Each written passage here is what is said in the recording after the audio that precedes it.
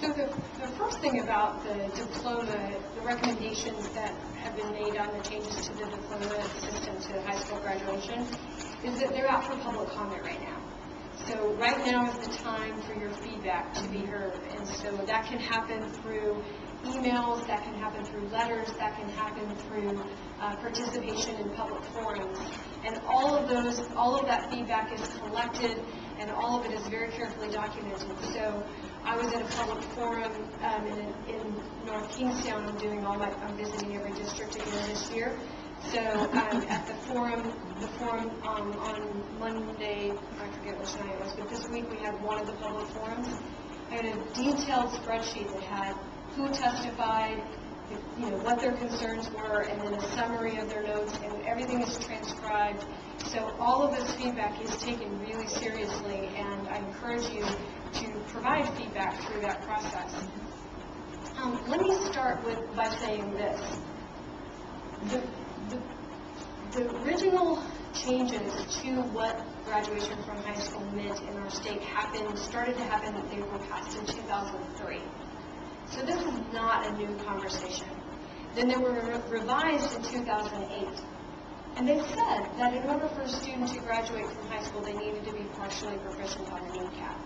So that part of it is not something that's new. And I just think that's important for people to know, because sometimes it gets confused about what's the different part of it and what's the revised part of it. The reason that happened, the reason that the original regulations were put into place, is because the governor was at Dorothy's place visiting an adult literacy program. And he met a woman in an adult literacy program who was functionally illiterate and had a diploma from a Rhode Island school district. We are graduating students from our schools that don't have the skills they need to be successful.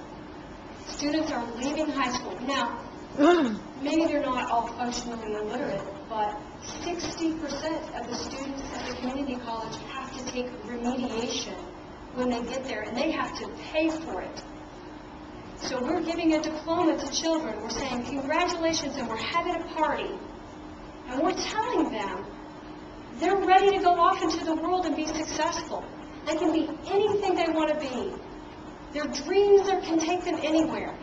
Then they're going to get to technical school, community college, the workforce, wherever they're going, and they're going to find out that they don't actually have the skills they need to be successful. I have talked to students who've gone on to four-year colleges, pretty, not easy ones to get into, pretty competitive four-year colleges, who got there, and all of a sudden their roommate and their friend down the hall are able to do math at levels they've never seen before. They have to go to the tutoring center. We have students in our state who, because they're not earning credits, have to take student loans out to pay for classes for stuff that they should have gotten when they were in high school.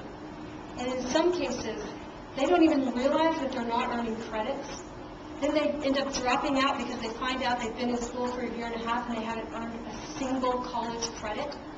Then they default on their student loans because they can't get a job that will help them to pay their student loans because they didn't get their degree in the first place. So folks, we have to make sure that when we're giving diplomas to these children, that we are giving them a diploma that truly means that they have what they need to be successful at the minimum level. So at community college, technical school, the workforce. And for those who want to go on to even more competitive environments, that they have the level that they need as well. So that's the first thing. So the first thing is that there is no new low diploma. Okay, that's one of the rumors out there, that we've created this new, consolation prize diploma because we don't think all kids can be successful. It's the opposite of that. It's the opposite of that.